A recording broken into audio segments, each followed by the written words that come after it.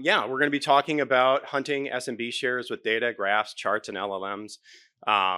You heard that right. SMB shares like it's 1999 again. So hopefully we have some nostalgic fun as we go through. For those of you who haven't met me before, my name is Sutherland, and I go by Nullbind typically on GitHub and Twitter and the like. I've done a lot of open source stuff in the past. The thing I'm probably most known for is PowerShell, which is a little dusty these days, but was still a fun project. These days, I'm one of the VPs of research at NetSpy, and so we focus on, building new services, new products, trying to find new and exciting ways to break things and detect people breaking things. One of the places I've spent a lot of time in the last couple months anyways, is helping clients better understand how do we prioritize remediation. It sounds pretty straightforward, but it's not when you're thinking about it at scale. A lot of clients, if they have 500 things that they have to fix, they really only want to take 5 actions, not 500 actions, right? So trying to simplify their lives to reduce risk faster. Part of that is also understanding how to determine the root cause of some of the problems they're facing. Ultimately, if we find an issue in their environment, we want to make sure that they're not reintroducing it the month after they fix it, right? So that's another area where we're spending a lot of time thinking about things.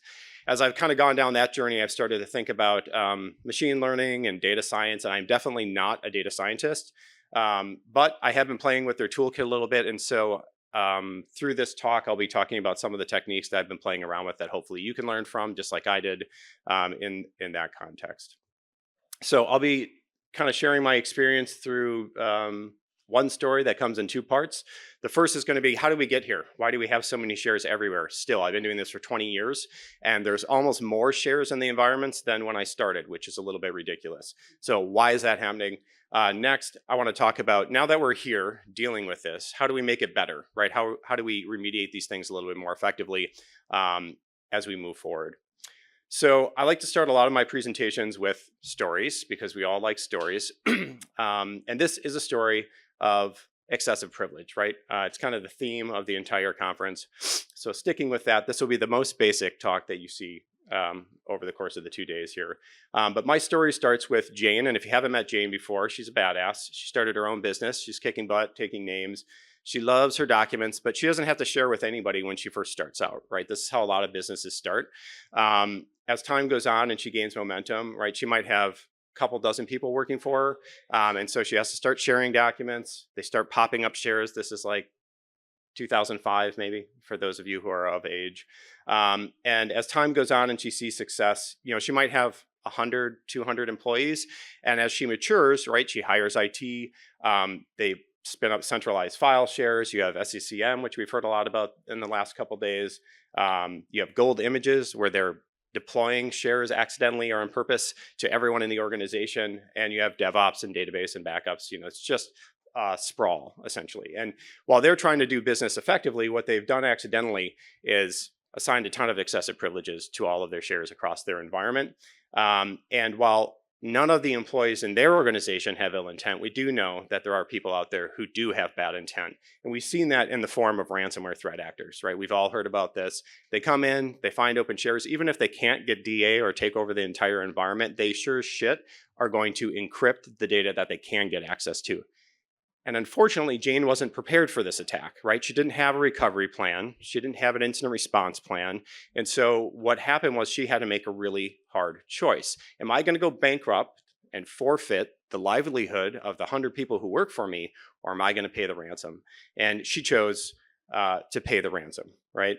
Ultimately, she paid it. She learned her lesson. It's not the ideal state, but this is what lots of companies are dealing with. She cleans it up. And now she has a CISO who knows what they're doing.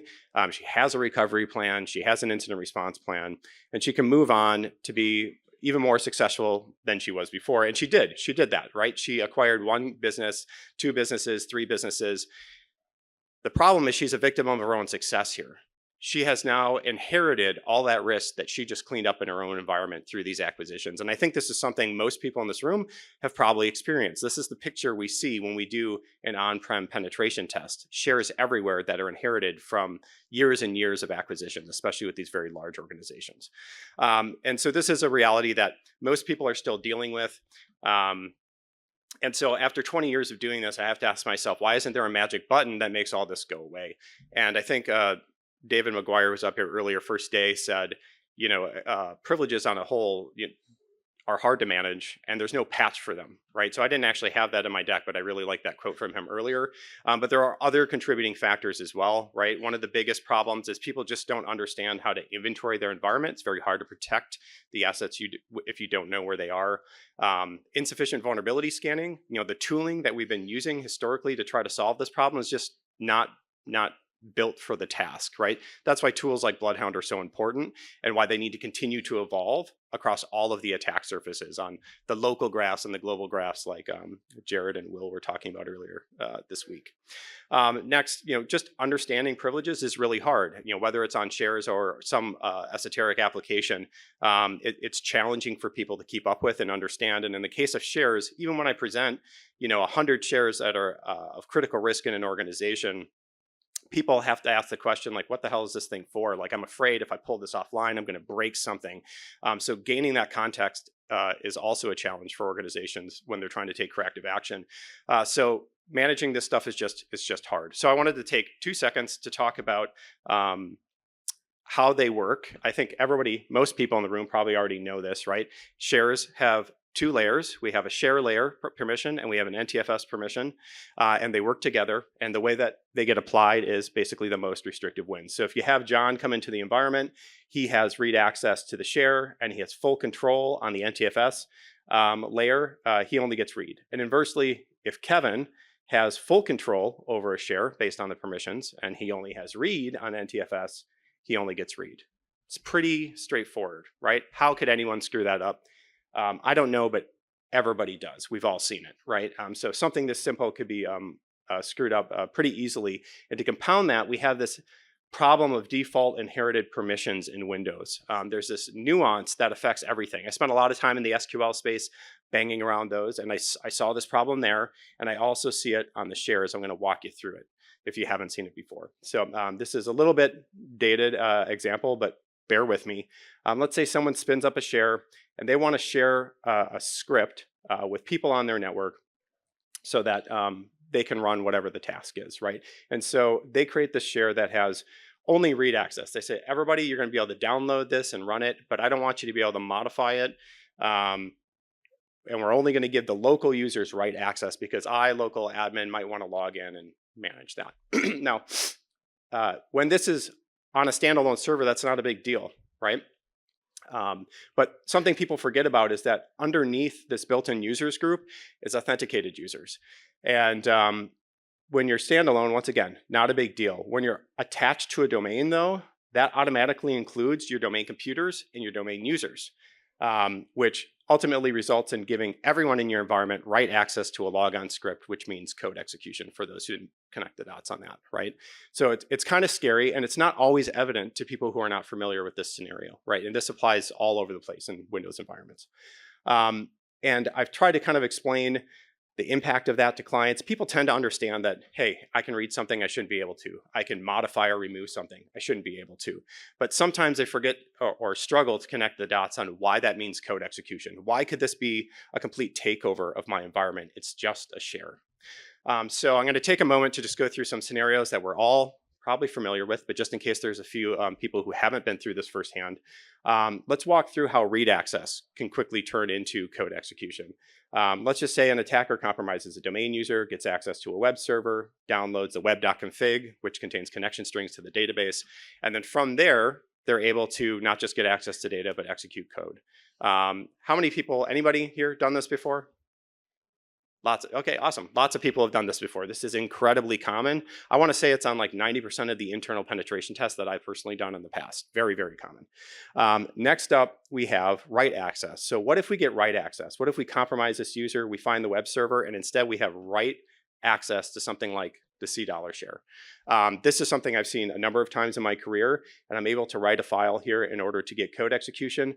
There's just like a plethora of auto run scenarios that can play out here. The sexy one that's been around for 20 years now, at least, is DLL hijacking. I think a lot of people still use that today. Seeing some nods, good. And the idea there is we're just going to get our code to get picked up by a process to run our thing in a different user context. And when that happens, it will pop a shell, call back to us, or do whatever it is that you want to do. So that's how simple share access turns into code execution and endangers our whole environment. So the point I want you to take away from this is that these shares are one of the easiest attack surfaces to go after, right? I'm reading a file. I'm just encrypting data. Encrypting data is not hard, right? If a ransomware attacker gets in your environment, just encrypts the data. That doesn't take advanced skill sets. So it's a problem we want to address quickly because it's so low bar. Additionally, we need to just understand which of the shares, if we have hundreds of thousands of shares, which some environments do, how are we going to determine which shares represent real risk and which ones can we put at the bottom of our list? And how do we prioritize all of those when we have hundreds of thousands of shares? So this is where data analysis comes into play. And as the intro to the second half of this discussion, so we'll be talking about when we do collect a lot of share data from our environment through kind of that auditor lens or blue team lens, what can we do with it to make us a little bit more effective when we go into remediation? And I have been experimenting with this through the medium of PowerHuntShares. I semi-recently released version 2 of that. For those of you who are not familiar with this toolkit, it's PowerShell toolkit. And its goal in life is to just help you inventory shares, understand their risk, and hopefully guide you kind of on your remediation journey a little bit. It's very much more a blue team toolkit than it is a red team toolkit, although it does have some red team or pen testy features, right? So when I build things, I like to keep my brain on rails. So I typically do something like this, where I start off by trying to define a goal. In this case, when I started with my goal, I had clients coming to me, this guy who's been in their environment for 3 hours, and asking, hey, all these shares that we're seeing, why are they here? What business processes are they associated with? What applications are they attached to? And they're asking because they don't know. So originally, I was having to go and figure this stuff out manually, but I decided I would like to try to automate this process of the who, what, why, where, when, how, right? And so I decided to just kind of make a summary statement of what I wanted to be able to do. If a client points at a group of shares and says, why is this here? I wanted to be able to answer that. And so I wanted to be able to say something like, well, Alice created the My Apps share on these 200 systems to support this POS application, for one, and it resulted in a bunch of exposure and code execution. And now they have the context they need to make better decisions about whether they can remediate that now or later, and what the constraints might be around that. So that was my goal. We kind of talked about who, what, when, where, why. The next step was data collection. And when I think about data collection, people forget sometimes that you want to have a full understanding of what your asset coverage is. Environments are really dynamic now, right? You have clouds all over the place. You have on-prems all over the place. You have domains in different regions. You have, in some cases, literally hundreds of Active Directory domains that are interconnected. So step one is kind of understanding what 100% of your assets look like, and then cutting those into pieces and evaluating all of those so you can understand what's vulnerable and what's not. So I spent a lot of time on that originally. For this version, the tooling is going to go out to Active Directory. It's going to do some connectivity tests to determine, do you have access to these hosts? Because I know a lot of us, when we're doing assessments from an auditor perspective, have to deal with natural network boundaries. And so sometimes that means we're doing audits from different locations. Do I have anyone who loves and hates PCI? Anybody dealt with that before? Couple nods, couple hands. Okay, so you know my pain. Next, outside of just understanding asset coverage, we just want to establish some level of data visibility, and that's just what data are we collecting. And this is a solved problem. Like Will Schroeder had already built tools like over a decade ago. I took some of his functions, modified them to get some little additional info that I needed, and then moved on. I'm not really going to go through this in much depth, but you can load it. It's a PowerShell toolkit. It's going to show you what it's doing as it's collecting the data. And at each phase, it's going to save out CSV data. So you can take the list of computers that responded to ping, responded to 443, the list of shares, the list of privileges, and as it goes, you can pull all that data back and do whatever you want with it. So it's not just about the end report. You have some flexibility as a defender or attacker. But this is not really what we came here to talk about. What we came here to talk about was data cleaning. Just kidding, that's my bad joke. Everybody does have to clean data. You have to parse it, normalize it. It's going to be a problem for most people initially, but it's a thing you can overcome, and it's something I don't want to talk about today. What I do want to talk about is transforming data. So once we have all of this data, what are we going to do with it so it can kind of enable us a little bit more? And when I say transform data here, I mean a couple things. The first thing is taking our base data that we have and then analyzing it and applying labels to it so that we can do cool things with those labels. And then also transforming that into other formats like graph databases so we can use more advanced or at least different analysis approaches. Hopefully that makes sense. So I started with some static labeling in V1 of PowerHuntShares. I had the highly exploitable tagging. This basically shows you a list of, what I've done is created a library of shares that are known to be exploitable. Like the list up there should be very familiar to people. And so that helps you very quickly identify things to target, which was originally my point, but also to go out and triage. In V2, I had the pen test team come back and say, hey man, like I would really like interesting files. It's not a new concept, but Snaffler does it. Everything else does it. Can you add it? So I went out and I researched top 200 configuration files, some keywords that could help them find sensitive data very quickly. And what that looks like in PowerHuntShares in the current version is this, right? You get a breakdown of the different data types. You can click in and filter and search and dig into the file names. So it gives you a quick snapshot. But they said, you know what, that's not good enough. I'm now having to manually go through all these files and pull out passwords. Can you extract them for me? So I said, okay, let's go back. And so now I've created 50 functions that will, if they find the right file, will extract them. And this is not novel. This is something like every tool has. What I thought was kind of fun and worth sharing is that this only took me a day. It took me like a day and a half to write 50 parsing functions, which I'm a slow coder. Normally it takes me a day and a half to write one parsing function. So how did Scott do this? It's pretty simple. At the end of the day, I took my full list of configuration files and I threw them at ChatGPT and I said, give me samples of all the configs. It went out, did that collection for me in minutes. After I had that list, I created a very simple prompt that said, hey, based on these configuration files as an input, I would like you to go and create PowerShell functions that will parse out the usernames and passwords. And so this is the literal prompt I used for that. So if you guys want to go offline and play around with it, what I found is across the 200 odd configuration files that I had, about 70% worked with one shot.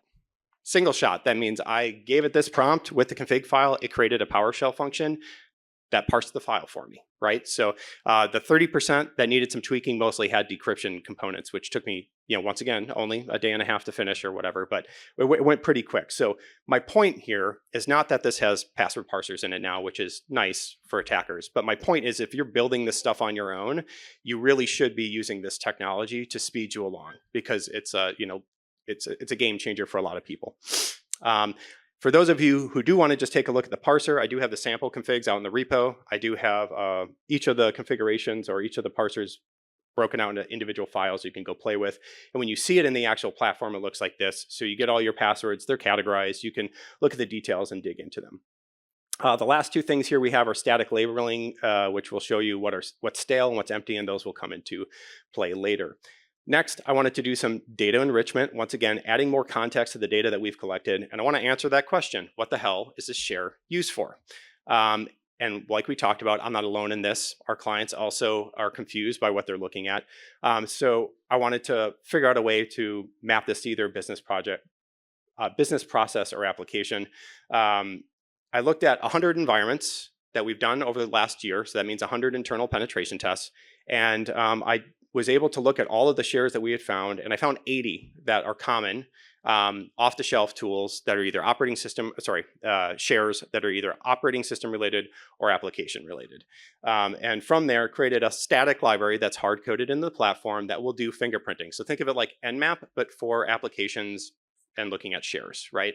But it's just a start. It was great because I had nothing to do this before. I was doing it manually, and that was a giant pain in the ass.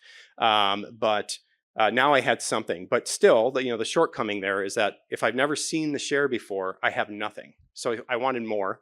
So this is where I returned to LLMs again, this time not for analysis, but for tooling. And I spent a little bit of time trying to figure out if I could use LLMs to do fingerprinting for me. And I found out the answer is sort of, like mostly, right? Like 70% of the time, 80% of the time it works. So I came up with this process, which seems to work. It's a 3-phase process, which you'll understand why in a moment. The first phase, we have a prompt template like you saw in the previous examples. And with that, we add the share name and the file listings. We pop that into your favorite LLM. I use GPT-4o for this.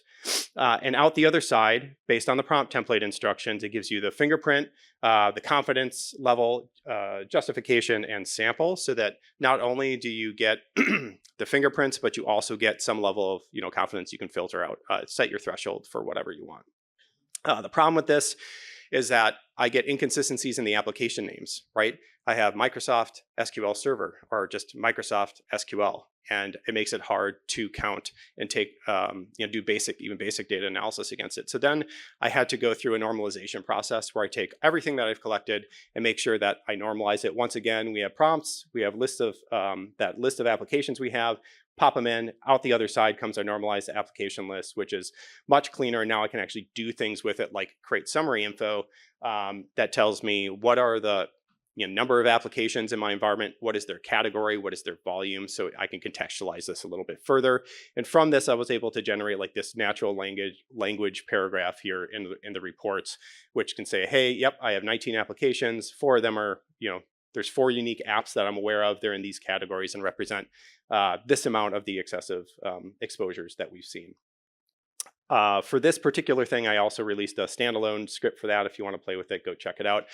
These are the lessons learned, though, from that experience. First, large context windows, which means the amount of input you can put into a model, doesn't guarantee accuracy, right?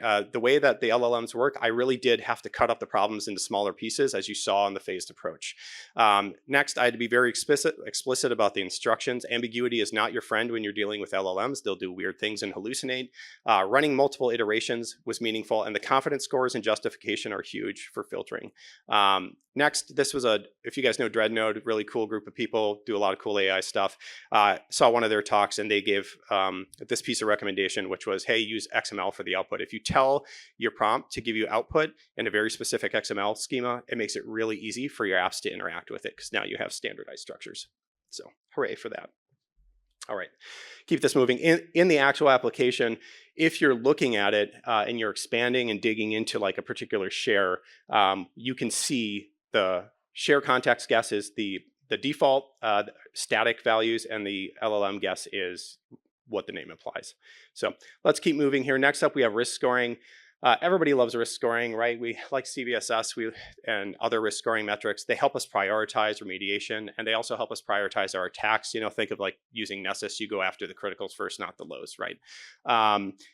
But you got to ask, why is Scott making another risk rating system? And the short answer is CVSS just didn't have enough context for the shares, so I had to make something that could give me the insights that I needed. And so I created this. Scott, that's me, is not a mathematician or a data scientist, so I leaned on what I know best, addition, right? So I took this labeled data, so we took the share, we added all these labels to it, and now I took those labels and I'm adding weights to them, right? RCE is much worse than just data access, and data access is worse than just generic read. And so it might be a little hard to read there, but each of those weighted variables is there. And I just see which ones are applicable to the share or group of shares, add them up, and then I have a range for severity. Pretty simple. I did compare this against 100 odd environments because I had those legacy data sets, and it did what I wanted it to do. Go figure. So that is now baked into the toolkit. And it kind of looks like this in the platform, but I'm going to keep moving in the interest of saving some time. So next up, we have peer comparison. This is the funny thing. I come to a client and I say, you have 1,000 critical shares, literally you've deployed. Everyone read on all your C dollars across your whole org. We need to do something about this. This is bad juju. And the first thing they come back with is, cool, but like, how do I compare to my peers? Who's experienced this before? All right, okay, lots of people, good, I'm not alone. The first time I heard that, I was completely confused by their response. But after a few discussions, I realized what they want to know is this like a systemic industry problem? Is this a new emerging technology that has lots of problems but no solutions? Or is this a me problem? And when it's a me problem, they want to pivot quickly so they can frame it right for their board or upper management. And usually that the goal there is to acquire budget. They want to say, hey, all this bad stuff is here. I've been telling you we need more people process technology. Now give me the money for it. This is the proof. And then after they get that and invest in all of those things, they want to be able to rerun this over time so they can show that the investment in those people, process, technology is actually paying off. When we think about peer comparison, there's a lot of ways to do it. I did nothing for a long time. Had a lot of clients just asking me for kind of my subjective opinion, which I'm not a fan of. I like, data to back up my opinion because someone will always challenge that opinion, and I want to back up against something real. So what I did is I went and looked at the 100 environments. I got the historical averages for, what's common for excessive privileges on computers, the number of shares, number of ACEs for any given environment. That I'll show you in a second. And then also I wanted to start playing with predictive models, which I'll also explain in a moment.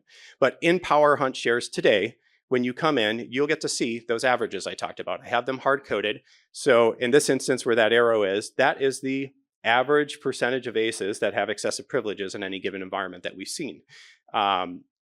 And this is what's in the client environment. And what that means is they are less secure compared to most people, right? So this is a meaningful metric. Is it perfect? No.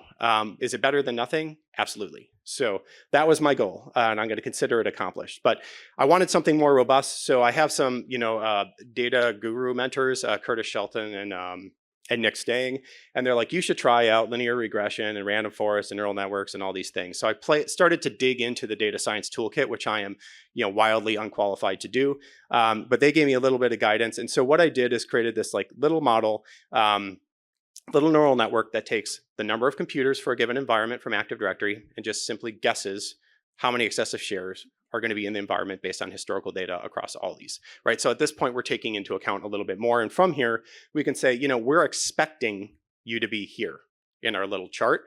And then if we do the test and they are worse than predicted, then we can say, okay, this is the budget conversation again, right? We come back to that.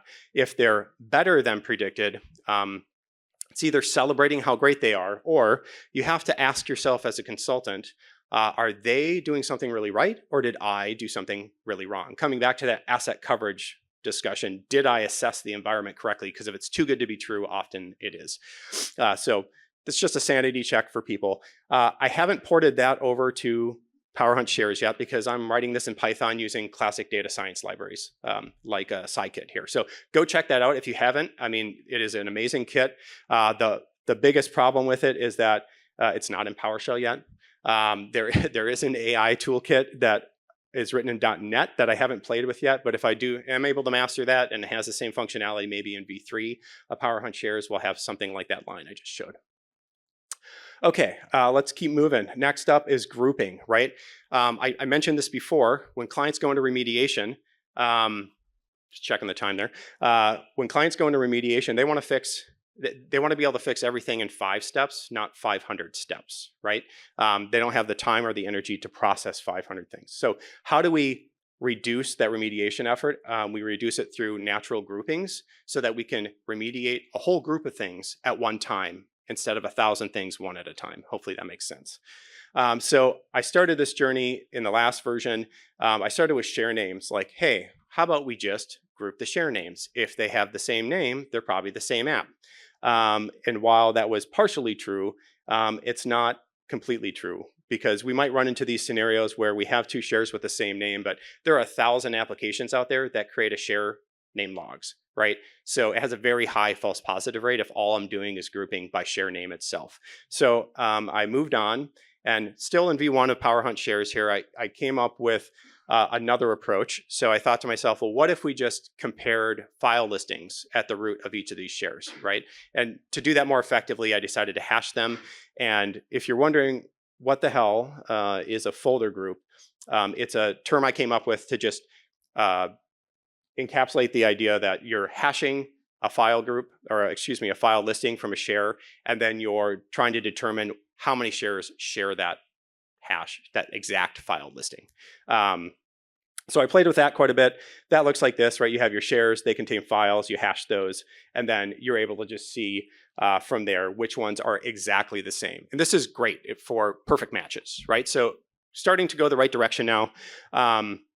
In the platform itself, it looks like this. This is an improvement from V1. So now you can see not just the count, you can see which ones are the highest risk. You can see the files and dig into them, see the hash, and you can also see the individual shares which share those contents. So pretty nifty and fun. But I was showing this to my buddy Ben Lister, and he said, hey man, I heard that you're trying to do some nested hashing. That kind of sounds like Merkle hashes. And I said, what's a Merkle hash? And he said, well, they're actually called Merkle trees. And I think you're going to like them because they're kind of like graphs. And I know you like graphs. So I said, all right, tell me more.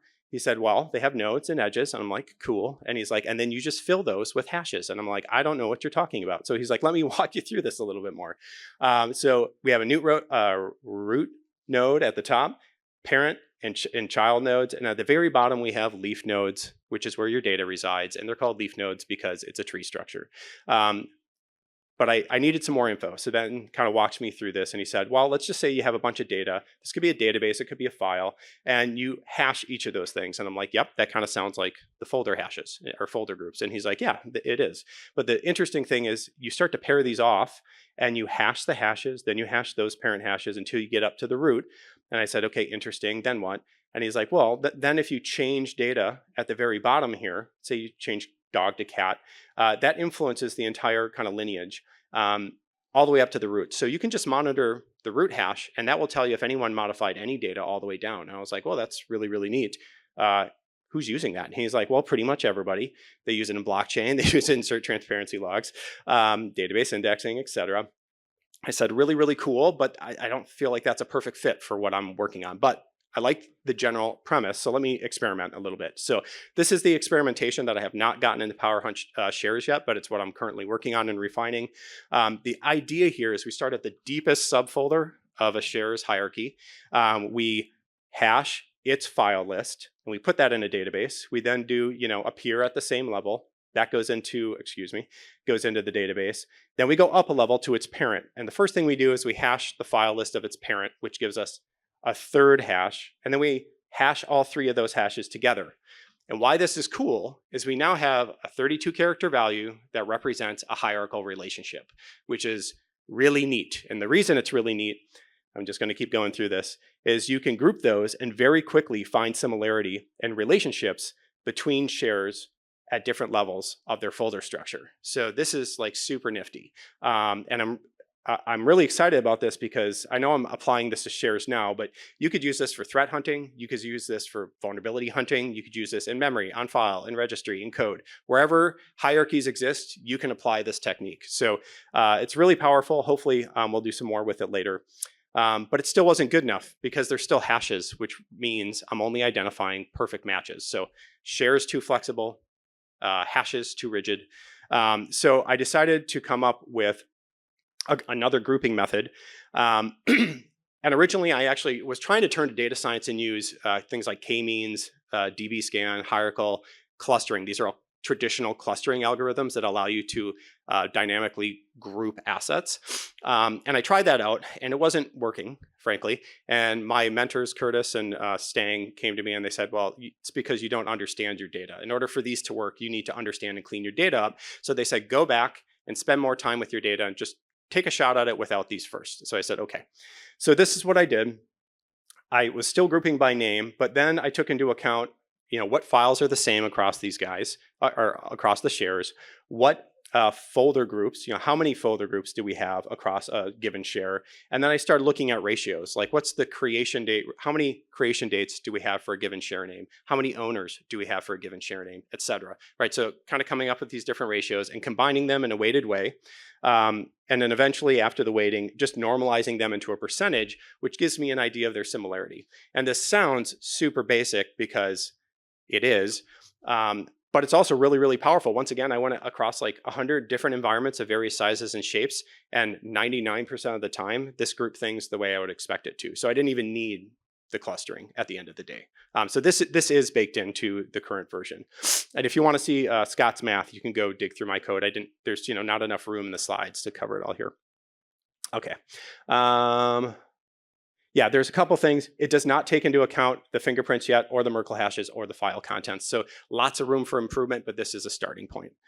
In the app, it looks like this. So you can see the similarity score if you have a couple different things. Like this is $C here, so you might expect them to be a perfect match, but there's just enough nuance there that it's only an 85 or 84% match. But this isn't the cool part, right? Reminder, our goal was to reduce the number of remediation tasks for our clients. And so the other output you'll see in PowerHuntShares is this chart, which shows you the total number of excessive ACEs or ACEs with excessive privileges, the folder group count, and the similarity count. And this is representative of the number of remediation tasks that you will have to take to fix this environment.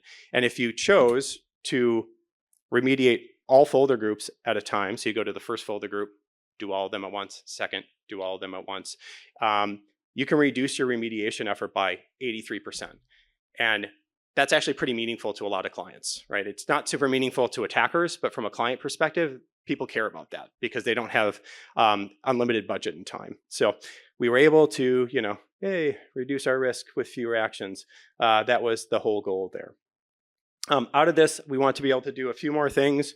And so I exported this to JSON, to CSV, and then also to a graph array, basically, so that we could do some additional analysis. And so here is where we kind of take the step away from the data analysis and we start to think about data visualization so we can better tell stories so our clients can absorb this info.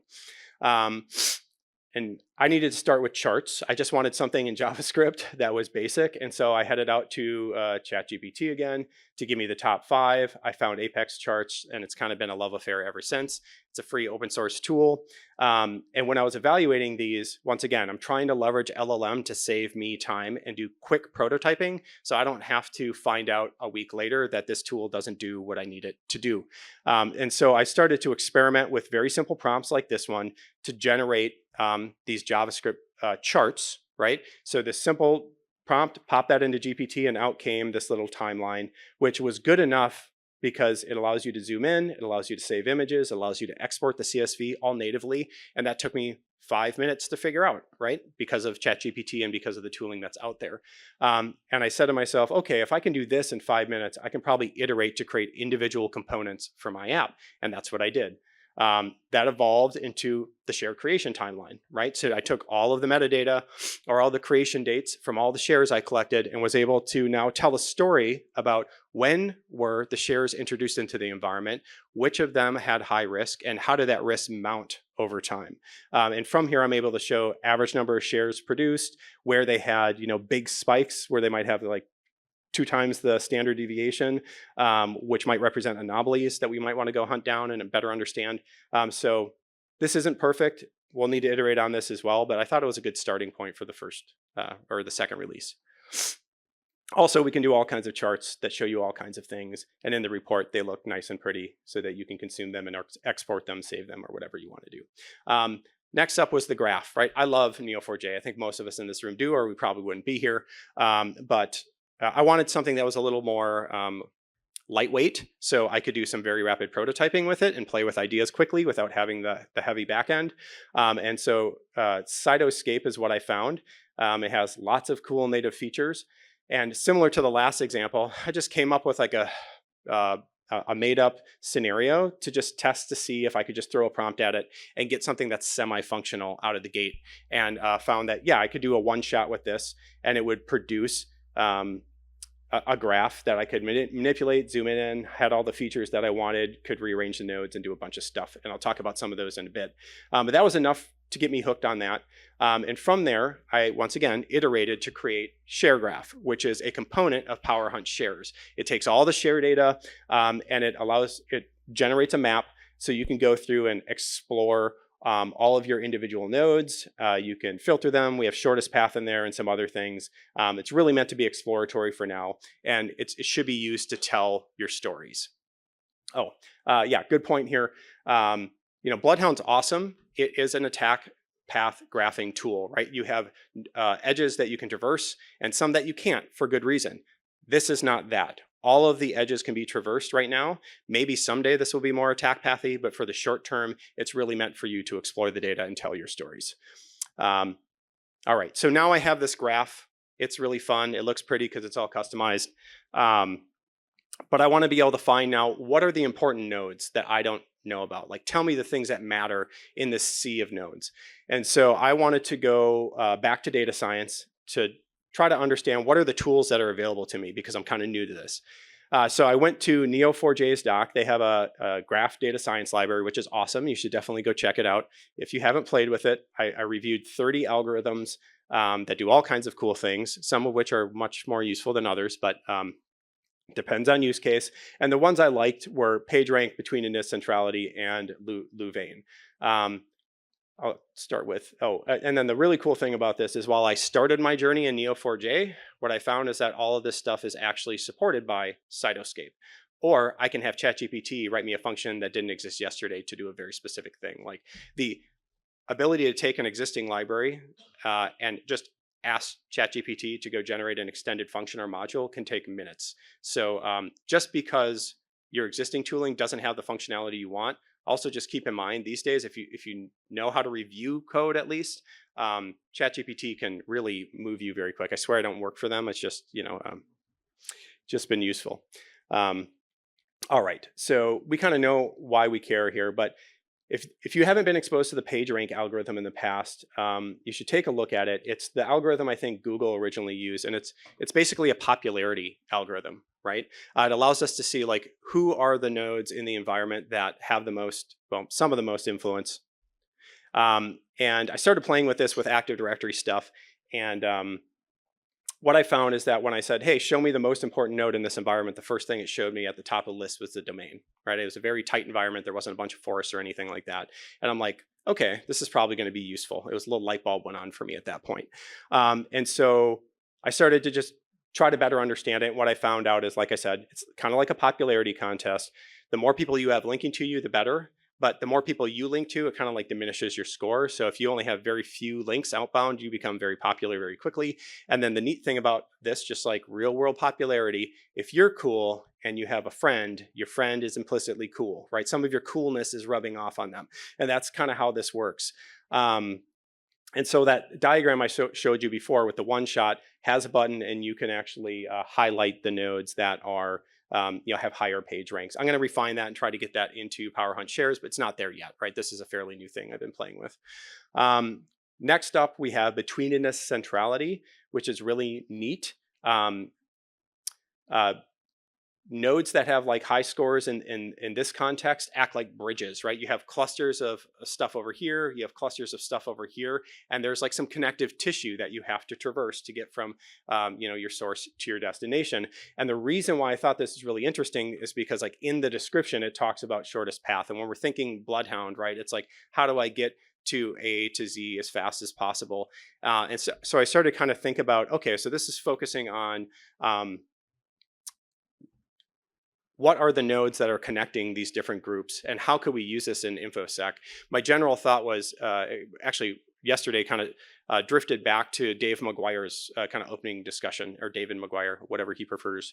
And he said, in most environments you have 60, I think he said 60 million paths, right? So what if we could focus on the nodes that connect all of those together and come up with new strategies to mitigate the risk around those, or change our control strategies so that we could reduce it from something like 60 million to 30 million, because that's how we're going to have to solve that problem. We're not going to solve the problem by one day magically erasing 60 billion paths. We're going to do it in big chunks and whittle it down over time. And my hope is that with a little bit more research, betweenness could help us on that journey. Now, not a mathematician, not even a data science major, but so far there seems to be some nice potential for this. I need to spend more time exploring it, but once again, just with the quick prototypes that I mentioned before with the one shots, was able to pull this in. I'm going to start with the shares. So in the next version of PowerHuntShares, probably we'll have the betweenness ranks, and then we can explore from there. But really neat stuff. Anyways, as we're wrapping up here, this is what we accomplished today, right? I wanted to know how many shares are vulnerable in my environment. I wanted to know which ones were most vulnerable, which ones, when were they created, what type of applications or business processes are going to be affected if I change this, and most importantly, how do I compare to my peers? So those are the big things. On the whole here, let me see if I can actually get this up. You guys see this okay? sort of. So this is, if you haven't used this before, this is PowerHuntShares. You run the tool, it will generate this HTML automatically. We've seen these charts in context already, but that is the summary. You can also slice and dice this to understand which networks have the most vulnerable shares and are creating the most risk, which computers. We talked about the share names quite a bit, the folder groups, insecure ACEs. One thing we didn't talk about was identities. This is something I'm also researching right now. Oh, it's not showing, is it? Sorry, guys. Let's try this again.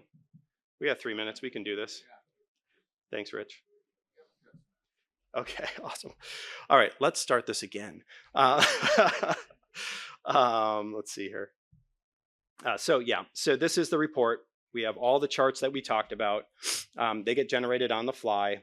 We have some natural language stuff in there, and we have some traditional automation and all those pretty charts that I'm crushing on lately.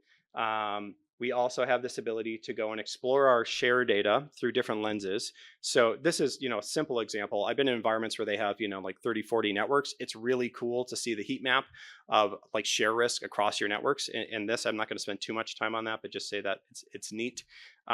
We can see risk by computers and how many are affected.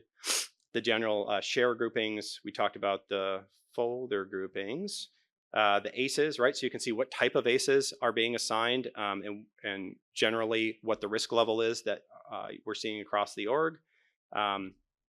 We can see identities. I didn't spend any real time on this because this is an area of research I'm still working on. What I've started to kind of uncover is that if you look at the owner of the file, sometimes it's a reflection of the process that was used to install the share to begin with, right? Yeah, especially if it's part of an application installation. So I need to do some more research in that area, but I think I have enough to start to know that it'll be worth digging into. So maybe in the future we'll be able to better understand the how along with all those other things. Let's see here if I can. Not good with the track mouse, but you can see here like this is the share graph. You can change the layout if I can get this to function. Feel like I'm working left-handed here. Oh, yeah. I mean, this is very kind of Bloodhound-esque. You can dig in and see. There we go. Yeah. So move all the things around, change the nodes you want to look into. You can select an individual node and kind of branch off to see what is it connected to.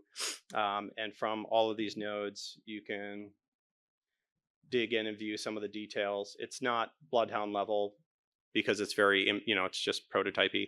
But you can do a lot of fun stuff with it. Once again, intended to be used to tell your stories or tell the stories that are important to you. We talked about interesting files, extracted secrets. I do have some general guidance for like, hey, if I have read access, how do I exploit it? If I have write access, how do I exploit it? I have all those fun diagrams I showed you earlier. Maybe in the next version, I'll roll them in with some more robust recommendations for those people who are less familiar with the techniques. But anyways, that's something I need to get off the screen. With 34 seconds left, we're going to do this, guys. We can keep this on time. All right, takeaways. The biggest thing I want you to think about is playing with your data. You guys have tons of data in your environment. Pull it, try to understand it, and try to use some of these techniques to take corrective action and generally improve your quality of life. Like we all have this capability if we're in this room. So go check that out. Not all solutions need LLMs. Like most of what I did there did not require AI. Definitely you can use it to expedite your development as well as use it in tools, but it's not a hard requirement. And in my opinion, you shouldn't let people convince you that it's the only solution moving forward. Personal bias. And then also, yeah, PowerHuntShares is out there. If you want to play with it, go check it out. But either way, thank you guys for your time and patience and enjoy the rest of the conference.